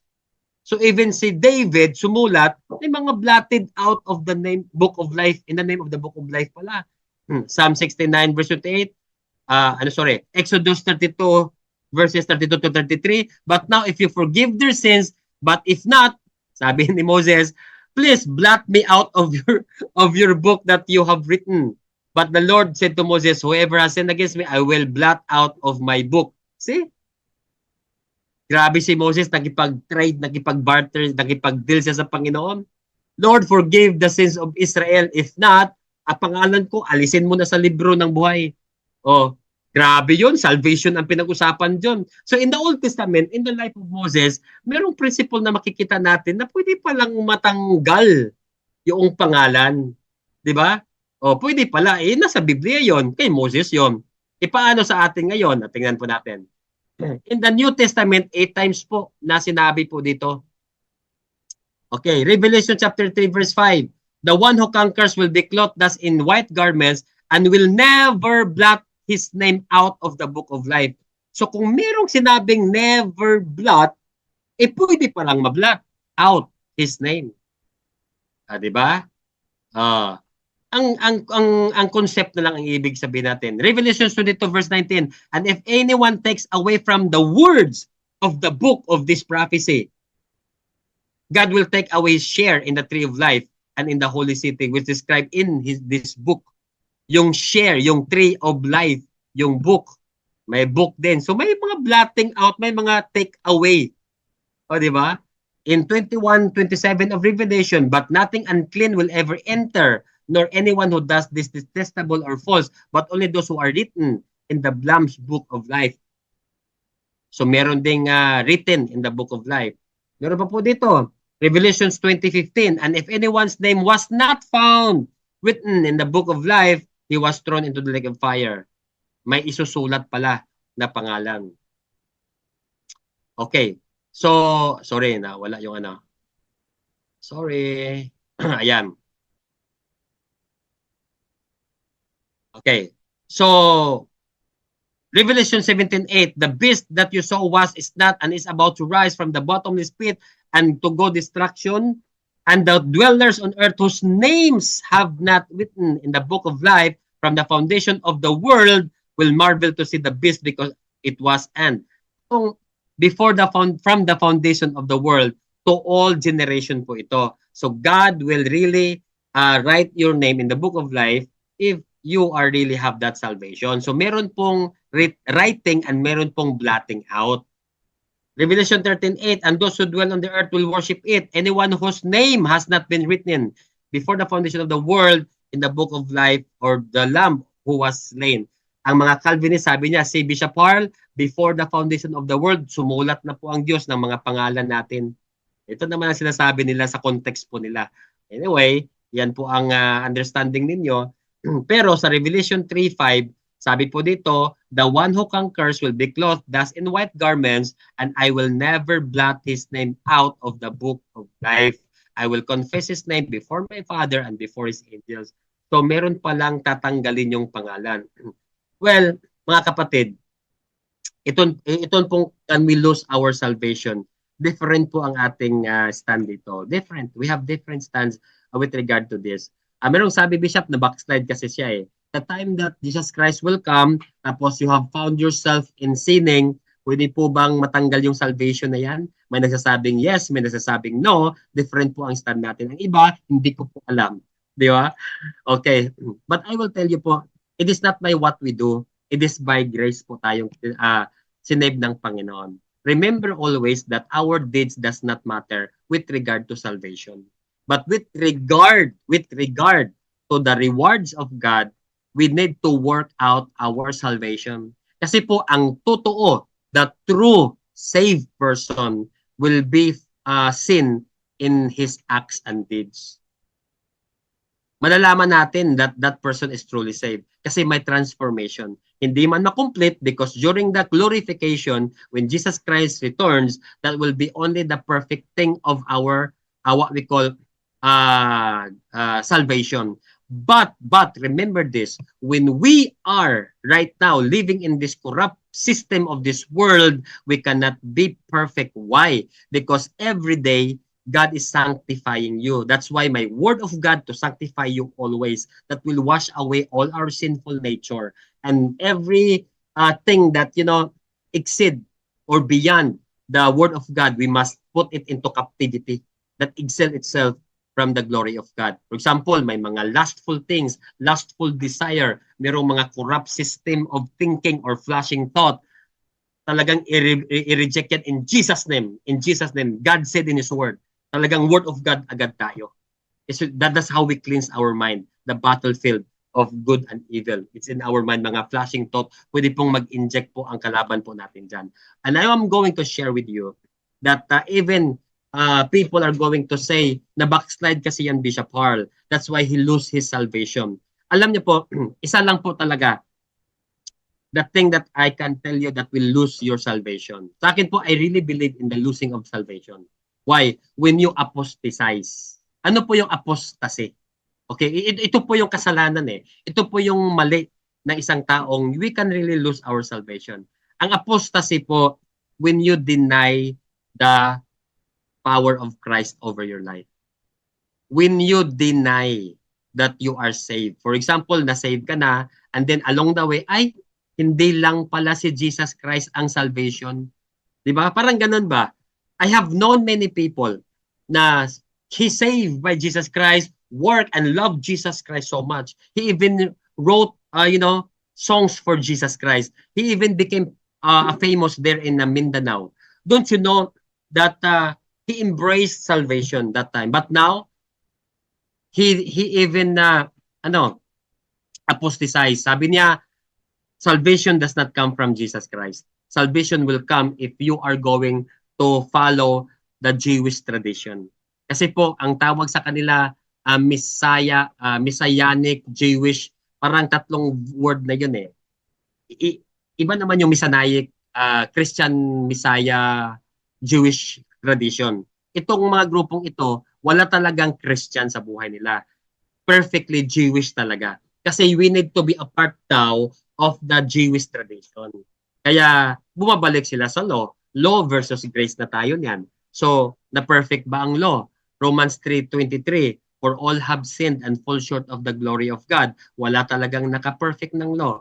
Every time we are going to see ourselves, very sinful po tayo because of the corrupt system of this world. Ibig pong sabihin, people are going to lose their salvation if you apostatize. If you will go Messianic Jewish Alliance, I'm not sure, Patricia, don't you know that when you are going to think that, oh, Jesus Christ, you're going to apostatize na. The power of Jesus Christ, death on the cross, sasabihin mo na sa sarili mo, no, I won't believe Jesus Christ anymore. If you are going to do that, you will lose your salvation. And there are people have done that sinful act.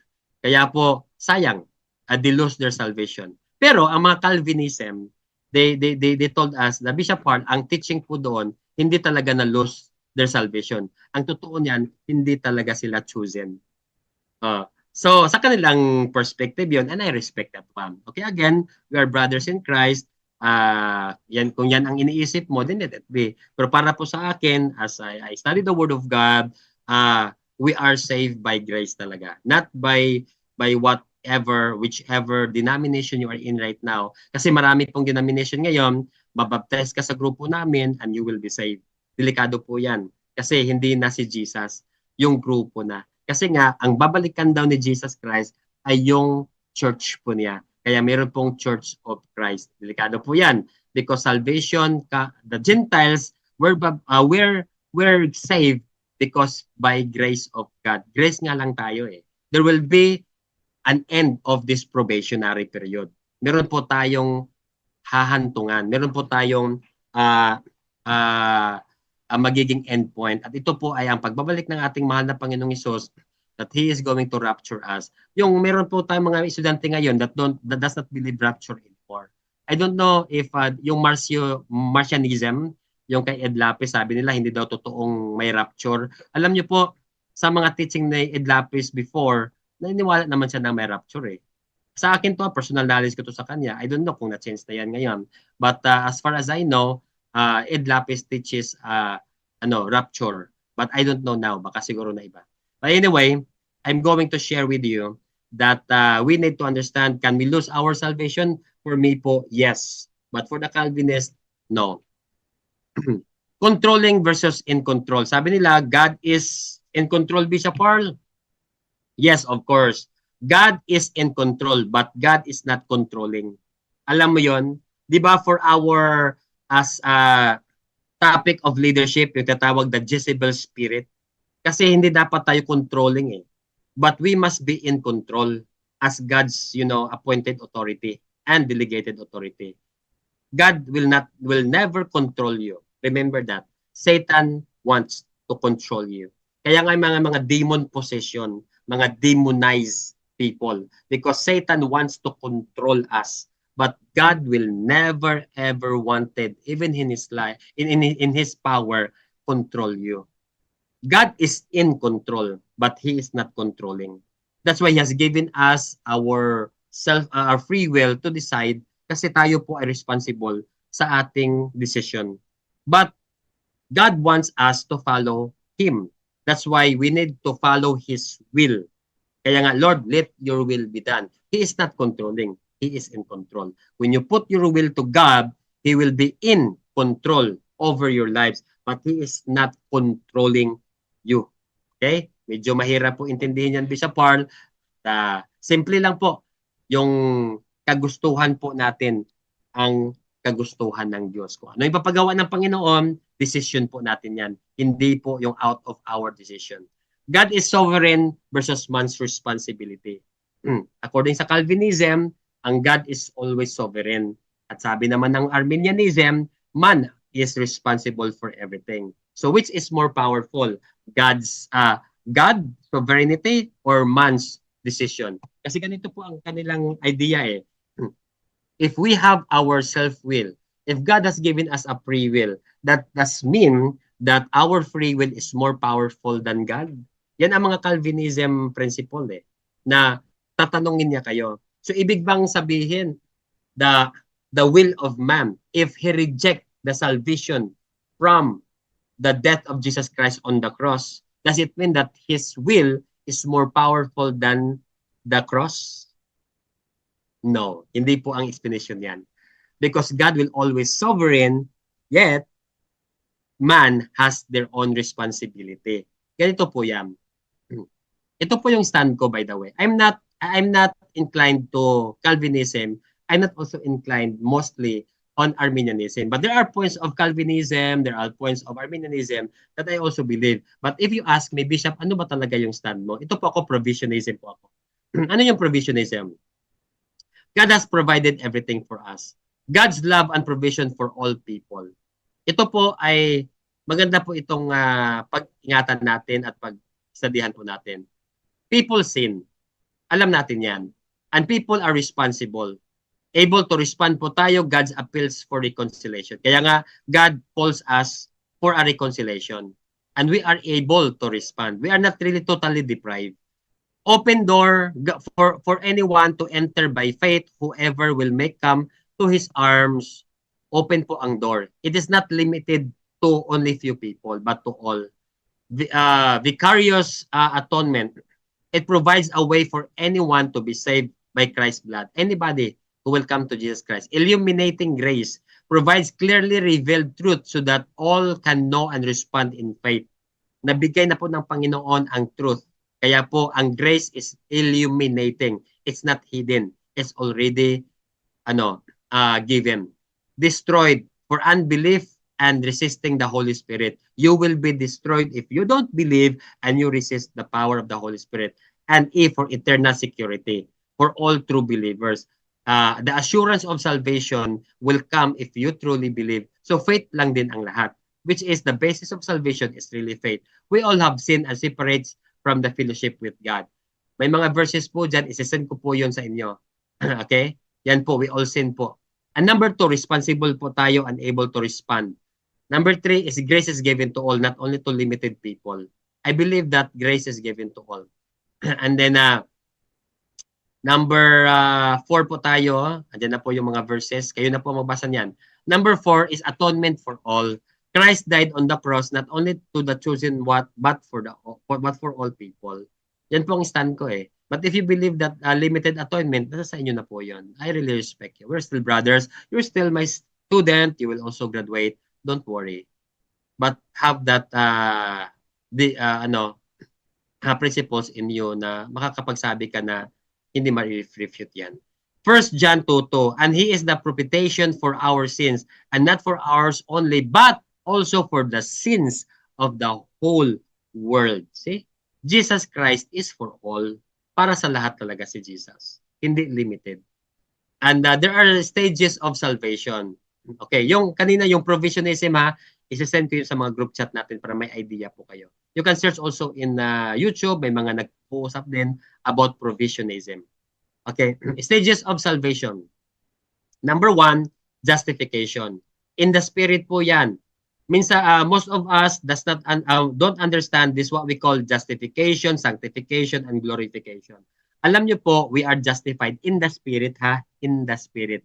So, Romans 5:1, therefore, having been justified by faith, we have peace with God through our Lord Jesus Christ. So, by faith po tayo na-justify. When we believe, kaya nga yung regeneration, that is the process of justification. In the spirit pa tayo. Langit na po tayo, eternal life, we are already saved in the spirit. But the question is, are you saved in your body? Hindi pa po. Yung body po natin na ito, hindi pa po ito saved. Ito physical body. Corrupt nga ito eh. Itong physical body na ito must be changed into incorruptible body, the glorified body. That's why we are waiting for the glorification, the time that Jesus Christ comes, and then this body will be changed into an incorruptible body that will enter eternity. That's why this body is not yet saved. Corrupt, sinful body. So can we sin? Yes, of course, but we are no longer sinners. Nevertheless, knowing that a man is not justified by works of the law, but through faith in Christ Jesus. Faith talaga. Yung listening and hearing by the word of God. Even we have believed in Christ Jesus so that we may be justified by faith in Christ and not by works of the law.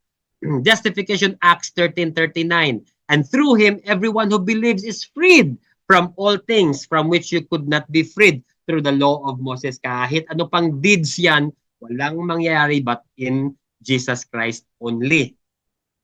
Number 2, sanctification is in our soul. Yung tinatawag nating mind, emotion, and will.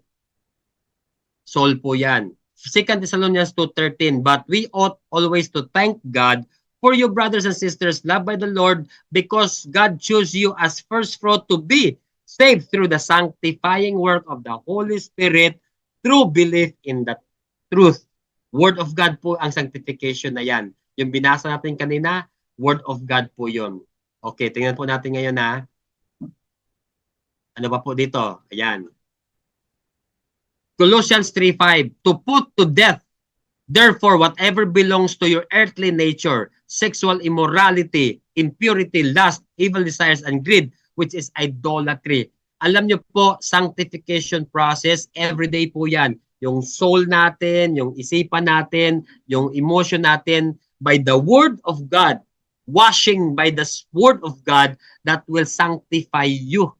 So, kapag nagkasala, nagkamali po tayo, go back to the Word of God. Magbasa ka ng Bible, makinig ka sa mga nag-sermon, whole day po yan. Pakikinggan mo yung mga sermon, Word of God ka talaga, so that you will be sanctified from sinning. Nagkamali tayo, you're telling lies, you did an actions that is not glorifying. God will sanctify you, brothers and sisters. Hebrews chapter 9 verse 14. How much more then will the blood of Christ, who through the eternal Spirit offered himself unblemished to God, cleanse our consciences? Lilinisin yung konsensya natin, in our conscience, from acts, yung mga nagawa natin that led to death, so that we may serve the living God. So sanctification po yan. In our soul, by the word of God, sinasanctify, nililinis po tayo, araw-araw po yan. But we are already justified in the Spirit. Born again na po tayo, pero yung araw-araw natin, pwede pa po tayong magkamali. Kaya meron pong word of God to sanctify us. Does it mean kapag hindi sanctified, nagkasala tayo, hindi tayo masave? No, we are not saved by action. We are saved by grace. God will just give us the sanctification process of salvation so that we will be a good testimony to other people. Stages of salvation, yung sanctification, Hebrews 12:14, make every effort to live in peace with everyone and be holy. Without holiness, no one will see the Lord. Ang holiness po is clothed with what? The works of Jesus Christ. Yung Galatians 2:20, I am crucified with Christ, nevertheless I who lives in me, but Christ lives in me. Parallel po yan dito. Kung anong ginawa ni Jesus Christ, yun din ang gagawin natin.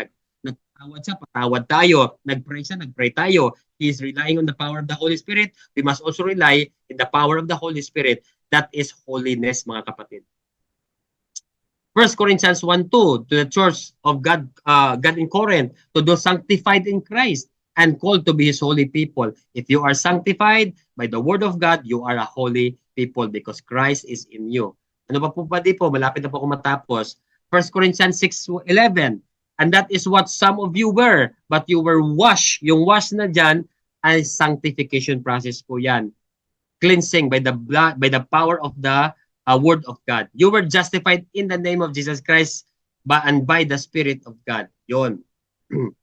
Sanctification, 1 John 1:9. If we confess our sins, He is faithful and just and will forgive our sins and purify us from the all right unrighteousness. May mga magagawa talaga tayong mali. Ngayon, kasi corrupt system of this world with this corrupt body, pwede talaga magkamali ang isang tao. Kaya nga may word of God so that this impurity and unrighteousness will be cleansed. I-confess lang natin yung kasalanan natin. 1 Thessalonians 4:3. To God, confess it to God. It is God's will that you should be sanctified, that you should avoid sexual immorality. Kung wala pong word of God, meron pong sexual immorality. Kaya tayong lahat po nagkasala, meron pong mga immorality in sexual area, please be sanctified by the word of God. Go back to the word of God, ask forgiveness, confess your sins to God. Lord, I want to reconcile myself to you, and then God is there always to sanctify you. So ito po yung sanctification process. How? By the blood of Jesus Christ and by the word of God and the Holy Spirit. Biblical po yan sa nabasa natin kanina. Okay, go back to this blood of Jesus. There's power, mighty working power in the blood, diba, of the Lamb. There is really power in the blood of Jesus Christ by the word of God and the Holy Spirit. And lastly, mga kapatid, mga estudyante, promise, last na talaga, glorification. We are completely can call ourselves as saved people if we are in the bodily incorruptible na tayo. So glorification po yan. Romans 8:30, and this whom He predestined, He also called, and this whom He called, He also justified, and this whom He justified, He has also glorified. Diba? Ito ay mga sa mga Calvinist, diba? Yung mga called daw, yung mga chosen, He is all going to justify, and He is justified, He will glorify. But for the by grace people, tayo po yun, mga Gentile nation, we are saved by grace and we are justified by faith. Di ba? Iba yung pag-deal sa mga chosen. Iba din yung pag-deal sa mga Gentile nation. Tayo po, iba ang pag-deal ng Diyos sa atin kumpara sa mga Israel. Tayo ay body of Christ. 1 Peter 1:4-5, to obtain an inheritance which is imperishable and undefiled and will not fade away, reserved in heaven for you who are protected by the word of God through faith for the salvation ready to be revealed in the last time. Meron po talagang salvation, perfecting the salvation during the coming of Jesus Christ. 2 Corinthians 5:1-9. Pakisulat na lang itong verse. For we know that if the earthly tent, itong katawan na ito, which is our house, is torn down, we have a building from heaven, a house not made with hands, eternal in heavens. For indeed in this house we groan, longing to be clothed with our dwelling from heaven, inasmuch as we, having put it on, we will be found naked. So ito pong katawang lupang ito ay mapapalitan po ito ng heavenly glorified body. Romans 8:23, and not only this, but we also ourselves, having the first fruit of the Spirit, even we ourselves groan within ourselves, waiting eagerly for the adoption as sons of God and the redemption of our body. Adoption po tayo, dahil po tayo, by grace tayo, we are saved because of His mercy. Romans 8:17, ito po, last na po ito, and then in last slide ko na po ito.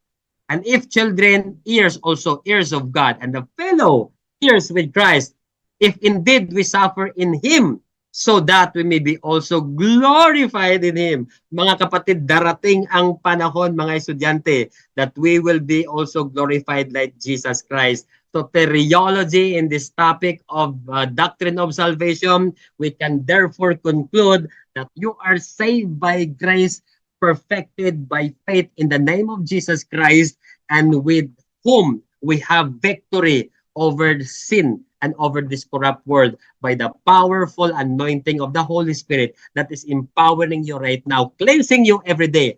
And we therefore can praise the name of God. We have freedom to be slave, to be a prisoner of Christ. Ibang freedom ito kasi maging slave tayo sa Kanya. At ang slavery na ito has all the benefits with as an heirs of His eternal blessings. Maraming salamat po at double shalom forever, my eternal family. Palakpakan po natin si Jesus Christ. Wow! I'll open your microphone po.